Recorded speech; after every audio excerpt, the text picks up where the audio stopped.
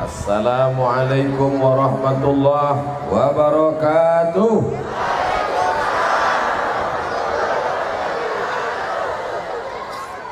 Alhamdulillah wassalatu wassalamu ala rasulillah wa ala alihi wa sahbihi wa man da'a bida'watihi wastanna bisunnatihi ila yaumi liqa'i rabbih wa ba'du.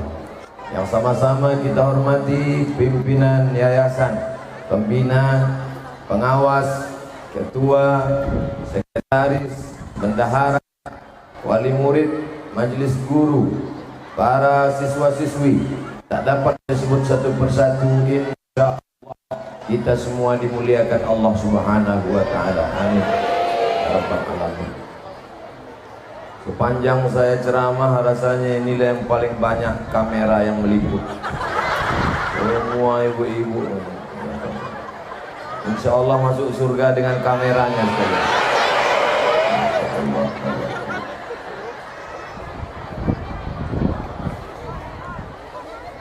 Ibu mau nggak punya anak kaya? Mau.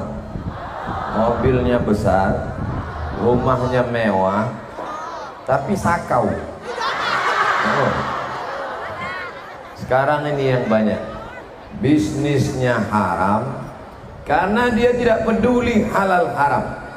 Kalau ada gajah, loh kok Ustadz tiba-tiba ingat gajah melihat saya? Bukan itu. Kalau ada gajah, umurnya 50 tahun, sama usia gajah dengan usia manusia.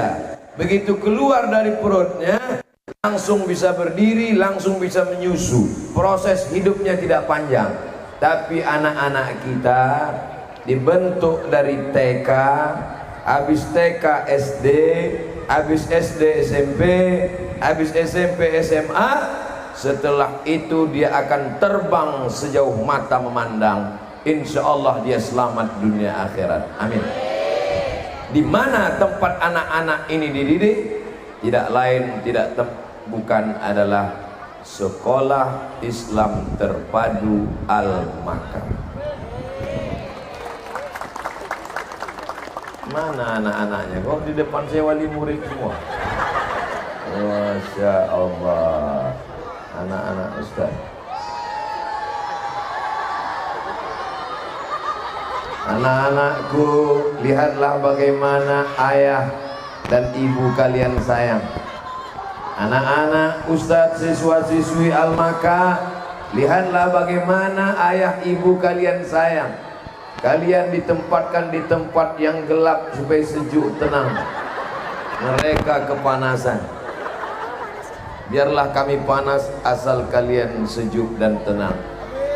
Bapak Ibu yang dimuliakan Allah Subhanahu wa taala, mudah-mudahan ada di antara anak kita itu yang akan jadi jenderal. Ada di antara anak ibu bapak yang jadi lawyer, pengacara. Mereka yang akan membela kalau ada ustadz dikriminalisasi. Ada di antara mereka yang akan jadi dokter spesialis. Kalau mereka masuk di ruang ICU, dua kemungkinan, sehat atau mati kontan. Mereka akan menjadi pemimpin bangsa yang peduli kepada umat, sayang kepada guru, cinta kepada Islam, karena mereka alumni Sekolah Islam Terpadu. Maka Bapak Ibu yang punya tanah luas, seluas kompleks sekolah kita ini, dari ujung pagar masuk sampai ke belakang, punya tanah seperti ini, belajar ke Yayasan Al-Maka, kembangkan sekolah di tempat lain, amal jariah mengalir setelah kematian insyaallah. Amin. Ini yang dididik di sini 1.200 siswa. Ustaz tahu dari mana? Saya nanya dulu tadi. Pak, ini sekolahnya apa aja? TK, habis itu SD, habis itu SMP, habis itu SMA. Berapa jumlahnya semua? 1.200. Sekolah ini sudah berapa lama? 11-12 tahun. Tapi sudah bisa 4 lantai ke atas. 1, 2, 3, 4. Ini menunjukkan ekonominya mapan. Ada mengambil dana bos dari pemerintah? Tidak. Oh, kalau begitu kaya betul. Enggak terlalu kaya Pak Ustaz. tapi insya Allah yang penting berkah. Ternyata orangnya tidak ramai, beberapa orang saja, tapi solid, bekerja sama. Mudah-mudahan ke depan akan ada Al-Maka 1, Al-Maka 2, Al-Maka 3, 1 juta Al-Maka di Indonesia insya Allah, menyelamatkan anak-anak kita yang tidak mengenal Islam dengan pendidikan. Ceramah ini bagus, tapi tidak semua orang bisa mendapatkan ceramah. Banyak juga ketika selesai pulang ceramah dia nggak ingat apa-apa. Apa yang disampaikan Ustaz Somad tadi? Tak. Terus ente datang gimana? Foto-foto aja. Saudara yang dimuliakan Allah Subhanahu wa taala, lihatlah mereka yang hijau-hijau. Tidak, mereka tidak hijau, ungu. Lihatlah mereka yang masih kecil, mereka yang sekarang sedang berada di dalam pot. Kalau kita menanam tanaman, kalau dia sudah keras, kokoh, bisa dibuat di luar. Ini contoh pohon kayu yang sudah kokoh, silakan di luar, gak apa-apa. Tapi kalau masih kecil, diletakkan di luar, khawatir akarnya akan dimakan bakteri, batangnya akan dimakan kambing, pucuknya akan dimakan ulat. Mohon maaf saya tidak bisa kasih contoh tanaman karena di sini tanamannya plastik semua. Saudara yang dimuliakan Allah Subhanahu wa taala, bagi bapak ibu yang sudah memasukkan anaknya ke sekolah Islam, ke sekolah agama, pondok pesantren, Islamic boarding school, alhamdulillah. Yang belum memasukkan, nauzubillah. Yang belum mendaftarkan, segera daftarkan sebelum tanggal penutupan berikut. Potong videonya, masukkan ke Instagram, like and share. Masukkan ke YouTube, jangan lupa subscribe, like and share. Saudara yang dimuliakan Allah Subhanahu wa taala, pondasi awal Yayasan Al-Maka yang paling penting Ustaz Somad adalah mapan ekonomi. Bisa membangun sedemikian hebat dari mana nih Pak? Dari mana dananya? Selalu saya bertanya kalau ceramah di yayasan, Ustaz, nanti kita ceramah di mana nih? Yayasan. Yayasan apa? Sekolah. Pasti judul pengajiannya ya dana. Penggalangan dana. Ternyata Yayasan Al-Maka saya tidak dipesan untuk penggalangan dana. Lalu sekolah bisa gedung megah mewah dari mana? Kami usaha Ustaz. Ada bisnis, ada usaha kami. Ini usaha rumah makan rawa lele. Ustaz Somad mau makan kapan pun bebas datang ke sana. Masya Allah. Saya tanya tim, kita makan di sana nanti? Enggak Pak Ustaz. Tapi insya Allah panjang umur sehat badan saya akan datang ke rawa lele insya Allah. Apakah hanya ada lele saja? Datang, nikmati cita rasa yang luar biasa. Karena saya belum sampai. Saudara yang dimuliakan Allah SWT, ini yang diajarkan Nabi. Al-yadul ulya, tangan di atas, khairun minal yadis sufla, lebih baik daripada tangan di bawah. Ternyata sekolah ini tidak datang membawa proposal minta ngemis, tapi dia punya usaha dan bisnis. Dalam Islam diajarkan at-tajir, pedagang, as-saduq, jujur, al-amin, amanah. Kalau dia mati, ma'an nabiyyin, akan bersama para nabi, was-siddiqin, bersama para siddiqin, syuhada, bersama orang mati syahid, was-salihin, bersama orang-orang yang soleh. Insya Allah anak-anak bapak ibu yang sedemikian ramai ini akan ada yang menjadi bisnismen ekspor impor, para entrepreneur. Kenapa demikian? Karena mereka sekolah di lembaga yang didirikan orang yang berhasil dalam bidang ekonomi, tapi bisnisnya bukan untuk membuat rumah yang megah, bisnis bukan untuk mobil mewah, bisnis bukan untuk banyak-banyak perhiasan. Ini banyak juga sekarang wanita karir, bisnis.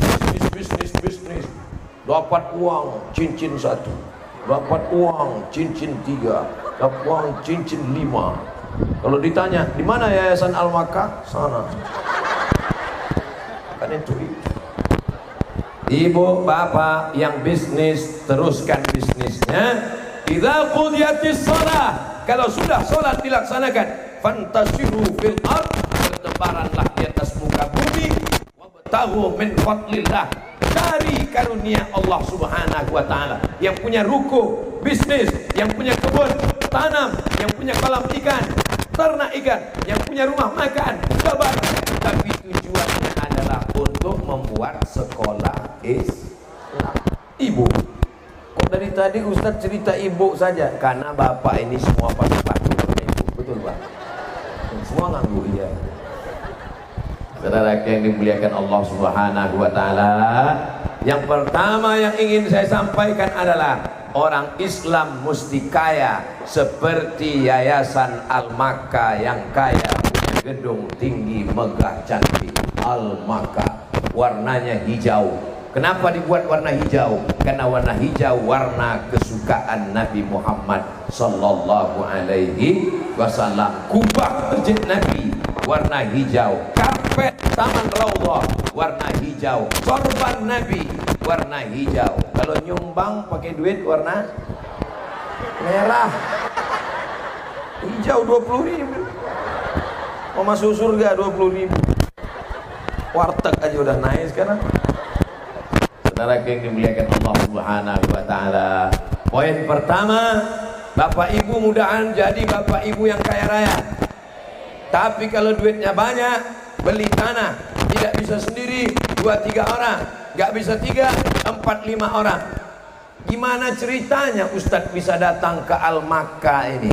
Saya dulu S1 di Mesir dari 98 sampai 2002. Setelah itu 2003 ke Malaysia, 2004 sampai 2005, 2006, 2004, 2005, 2006 di Maroko. Maroko, ini banyak saya cerita Maroko kata jamaah. Maroko itu dekat Maroke ya. Maroko sana, Mesir, Libya, Tunisia, Aljazair, Maroko, Real Madrid, Barcelona. Kebetulan ada salah satu wali murid di Al-Makkah yang ayahnya alumni Maroko. Nama bapaknya Dr. Nasrullah Jasab. Beda dia dengan saya, beliau doktor, saya CMA. Kalau doktor itu tempat kantornya itu di depan Istiqlal, Kementerian Agama. Saya karena nggak doktor nggak diterima di situ. Makanya ceramah aja di tengah panas terik. Saudara yang dimuliakan Allah SWT. Jadi begitu ceritanya. Datang ke Al-Makkah ini karena ada hubungan silaturahim. Ustaz Somad bisa datang ke Al-Makkah. Ada acara apa? Pengajian sama wali murid. Di antara wali muridnya kakak kelas Ustadz dulu di Maroko, namanya Dr. Fulan. Insya Allah saya akan datang. Begitulah kisah ceritanya, kita bertemu pada hari ini. Kalau ada di antara bapak ibu yang ketika melihat saya, perasaan pernah melihat Ustadz ini di mana ya? Kita pernah berjumpa di alam arwah. Belum ada kuku, belum ada bulu, belum ada darah, belum ada daging, belum ada tulang, belum ada sumsum. Ketika itu loh kita sudah berjumpa. Makanya nanti kalau ketemu sama orang, perasaan nggak satu sekolah, nggak satu kampung. Ketemu di mana? Dulu di alam roh sudah berjumpa. Di sini berjumpa dan terakhir nanti kita akan berjumpa di surga bersama Nabi Muhammad sallallahu alaihi wasallam. Mudah-mudahan Bapak Ibu wali murid semuanya masuk surga. Karena masuk surga itu nggak sendirian. Wasiqal ladzina taqaw rabbahum. Allah memasukkan ke dalam surga ilal jannati zumara, masuk surga rombongan ramai-ramai, dipanggil oleh malaikat. Rombongan berikutnya masuk surga Jannatul Firdaus, kelompok Al-Makkah. Ketua yayasan, pembina, pengurus, sekretaris, bendahara, security, tukang sapu, cleaning service, masuk semua. Pas antrian-antrian yang paling belakang ada Ustaz Somad. Tanya sama malaikat, ini geng Al-Makkah juga? Enggak. Anaknya ada di Al-Makkah? Enggak. Anggota yayasan? Enggak. Ada nama di akte notaris. Terus kok bisa masuk sini? Pernah ceramah sekali. Masuk. Bapak Ibu yang tidak ada hubungan dengan Al-Makkah tapi hadir dalam majelis ilmu ini, masuk dalam golongan orang mujahid fi sabilillah. Man kharaja fi talabil ilmi, siapa yang keluar rumah untuk menuntut ilmu, bahwa fisabilillah, maka dia akan berada di jalan jihad fisabilillah hatta yarji'a, sampai dia pulang ke rumah. Bapak ibunya sudah diceramah. Abdul Somad, jangan kau sangka kau penceramah hebat, kau boleh masuk TV, kau boleh ceramah di luar negeri, tapi di Al-Makkah belum tentu kau bisa diterima. Mana contohnya? Tuh, nggak ada yang peduli. Padahal saya sudah ngaku sih, saya S1 dari Al-Azhar, saya di Maroko. Kata mereka, emang gua pikirin lah. Mereka nyantai aja kan cukup. Iya. Abdul Somad sedang diingatkan di sini. Kau boleh ceramah di Mabes TNI, kau bisa ceramah di depan Mahkamah Agung, tapi belum tentu kau punya ilmu bisa menarik perhatian mereka. Sekarang kita tes, peduli nggak mereka sama saya? Assalamualaikum. 25%-nya peduli. Apa pesan yang ingin Ustadz Somad sampaikan? Bapak boleh jadi pengusaha kaya, ibu wanita karir, tapi belum tentu bisa membuat anaknya hafal amma yatasaalun. Betul? Ngaku nggak ibu? Ngaku nggak bapak? Tapi anak-anak bapak tadi naik ke atas sini hafal amma yatasaalun anin naba'il azim alladzi hum fihi mukhtalifun. Anaknya hafal, bapaknya enggak. Siapa yang mengajar mereka? Kita semua berhutang pada bapak dan ibu guru. Ini orang tua harus dibetulkan mindsetnya, cara pandangnya pada guru. Guru bukan laundry. Ini banyak orang tua yang salah paham. Anak nakal, anak jahat, anak kotor, dianggap anak seperti pakaian, dibawa ke laundry. Guru, tolong bersihkan anak saya. Ketika anak tidak pandai cium tangan, ketika anak tidak benar, yang disalahkan guru. Guru adalah partner, teman kita, sahabat kita, yang nolong kita. Karena kita tidak sanggup mendidik mereka, karena kita dibantu oleh guru. Ini sekarang banyak orang tua nggak ngerti, anak pulang malah ditanya, mana yang dijewer ibu guru? Telinga kanan apa telinga kiri? Akhirnya guru dikeroyok 3. Orang tua, Komisi Perlindungan Anak dilaporkan ke polisi. Teman saya, sahabat saya, ngajar di pesantren, gara-gara menjewer murid dituntut 7 juta, gaji 700.000. Saudara yang dimuliakan Subhanahu wa ta'ala, tapi ibu dan bapak guru tidak pernah berhenti. Saya pernah ceramah bapak ibu, bersyukur saya ceramah di sekolah ini, bapak wali murid, ibu wali muridnya hadir. Saya pernah ceramah di depan anak-anak semua. Assalamualaikum warahmatullahi wabarakatuh. Satu pun gak ada peduli. Semuanya ngobrol, ada cerita arisan, ada cerita macam-macam. Sampai akhirnya 10 menit saya ceramah, saya lihat gak ada respon, saya datangi panitia, tolong panggilkan pawangnya. Akhirnya naiklah ke atas pentas ibu kepala sekolah, kecil aja. Apa kata ibu? Anak-anak, lihat ibu ya. Semuanya peduli. Saat itu saya sedang ditegur, Abdul Somad, kau nggak laku di sini Abdul Somad. Kau nggak ada apa-apanya di sini Abdul Somad. Maka lihatlah mereka yang tenang karena kue belum habis. Mereka dibentuk, dididik oleh orang-orang yang luar biasa. Tapi ini masih anak-anak yang sehat, anak-anak yang sempurna.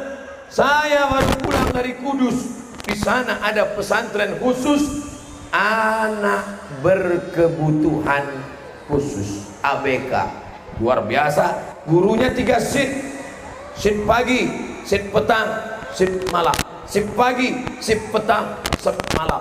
Muridnya 120, gurunya 107. Luar biasa. Di sana saya bertemu dengan makhluk-makhluk, orang-orang yang luar biasa. Mudah-mudahan Bapak Ibu guru kita diberikan kesabaran mendidik anak-anak kita, insya Allah. Hafal mereka juz amma, bisa mereka menutup aurat, dari kecil jilbabnya panjang, pakai celana panjang. Tapi yang sudah dididik, jangan sampai pulang ke rumah kita yang merusaknya. Lihatlah anak kita yang lucu-lucu pakai jilbab panjang. Di sekolah Al-Makkah diajarkan jilbabnya panjang, bajunya panjang. Tiba-tiba di rumah dia lihat emaknya pakai celana pendek, lututnya hitam berkurang. Mereka confused, mereka bingung, mereka punya kepribadian ganda. Di sekolah diajarkan jilbab panjang, baju panjang, celana panjang, rok panjang. Di rumah bapaknya celana pendek, ibunya pakai baju belum selesai dijahit, kadang roknya panjang resleting belum dipasang. Mereka punya kepribadian ganda. Banyak anak-anak dididik di sekolah Islam seperti membangun istana cantik di pinggir pantai. Di pinggir pantai dibuat istana dari pasir cantik, tapi kemudian sebelum petang hari, sebelum matahari tenggelam, sudah datang ombak merusaknya. Besok dibangun lagi, datang ombak lagi. Anak kita tidak pernah selesai gara-gara di rumah dia tidak dididik. Saya bersyukur kepada Allah saat saya pengajian tabligh akbar, anaknya ada, bapaknya ada, ibunya ada, sehingga 3 unsur ini anak dididik di sekolah, gurunya sabar dan istiqomah, bapaknya ikut mendidik di rumah, ibunya pula tetap menjalankan syariat agama Allah. Akhirnya anak kita menjadi anak-anak yang soleh dan solehah. Saya yakin dan percaya mengapa mereka jilbabnya tetap panjang, karena memang ibu-ibunya juga dari ujung ke ujung jilbabnya panjang. Entah di sini aja, wallahu a'lam.